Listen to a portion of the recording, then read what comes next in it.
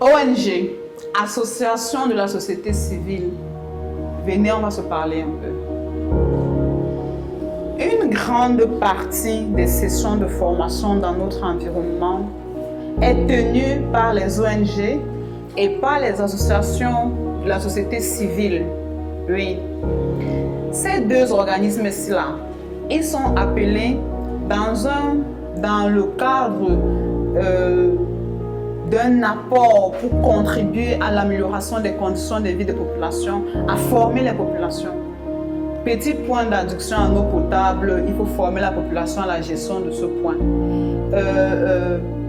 Mise en place d'un marché communautaire, il faut former la population à la gestion de ce marché.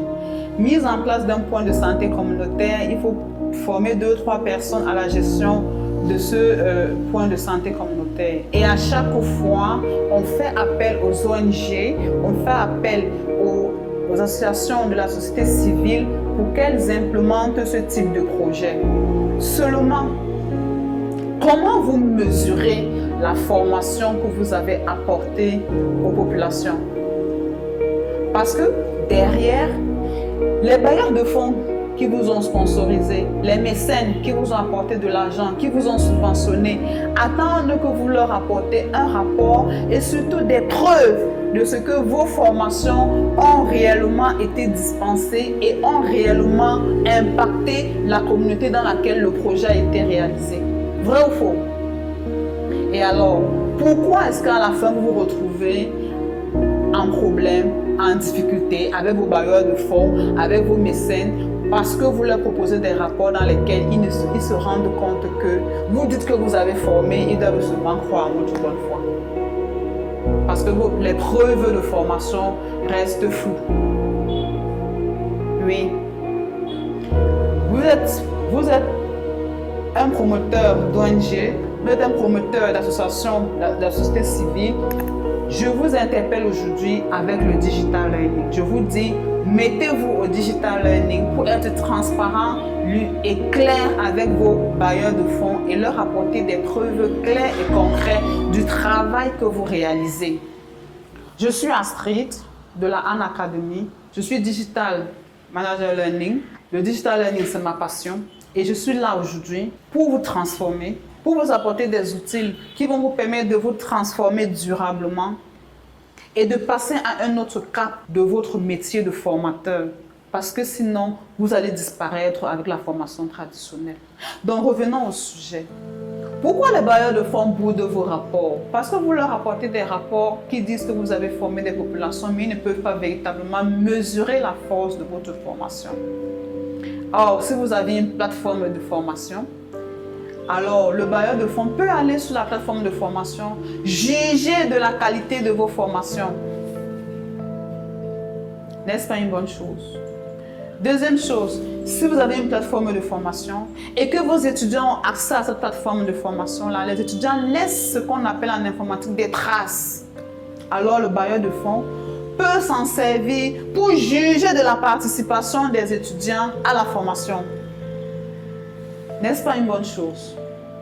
Autre chose, si vous avez une plateforme de formation, non seulement on peut juger de la qualité de la formation, on peut juger de la participation des étudiants à la formation, on peut même juger de l'impact. Lorsqu'un étudiant vient sur une plateforme de formation et qu'il suit une vidéo de 10 minutes pendant 3 minutes, ça veut dire qu'il y a un problème. Ça laisse des traces. Même pour vous-même, ces informations sont des informations cruciales qui vont vous permettre d'améliorer la qualité de la formation que vous apportez à vos apprenants.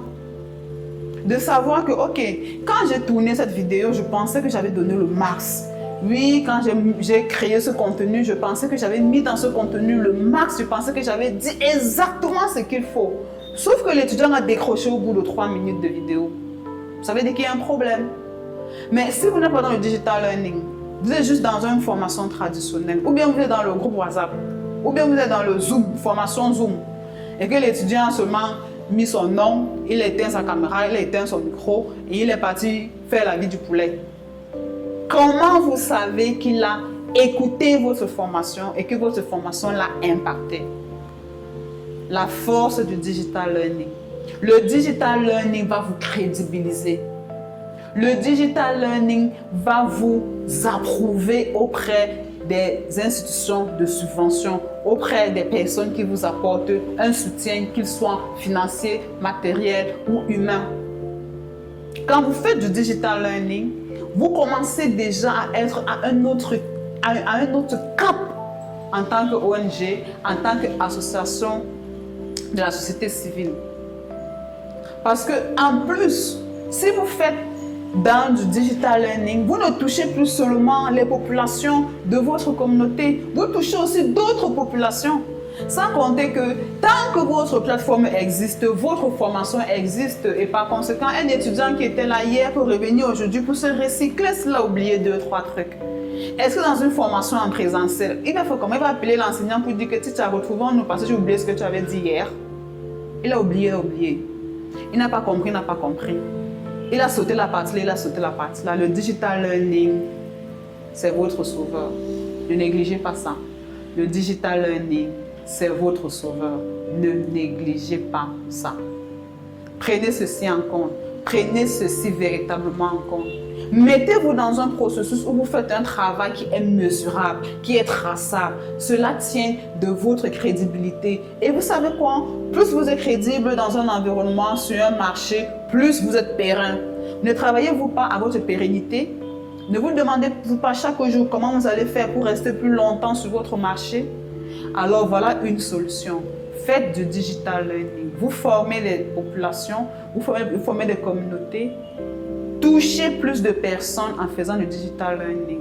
Et à la fin, apportez des rapports avec des indicateurs clairs et mesurables qui vont permettre aux personnes qui vous sponsorisent, aux personnes qui vous accompagnent au quotidien, d'avoir la certitude que oui, l'argent qu'ils mettent à votre disposition sert véritablement à rendre la vie des populations, à améliorer la vie des populations.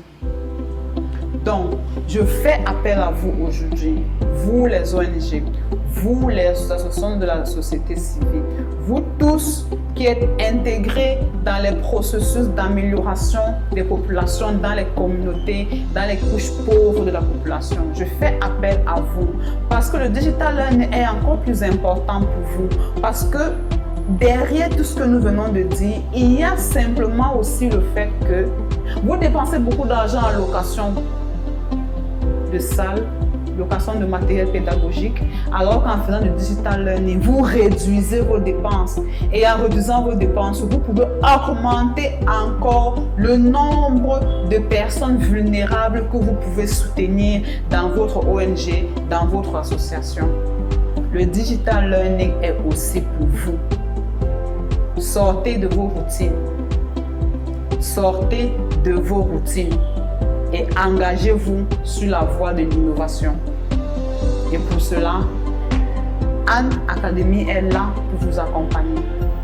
Faites appel à nous et nous ferons le nécessaire. Alors, vous êtes membre de la société civile, vous êtes ONG, vous faites des formations.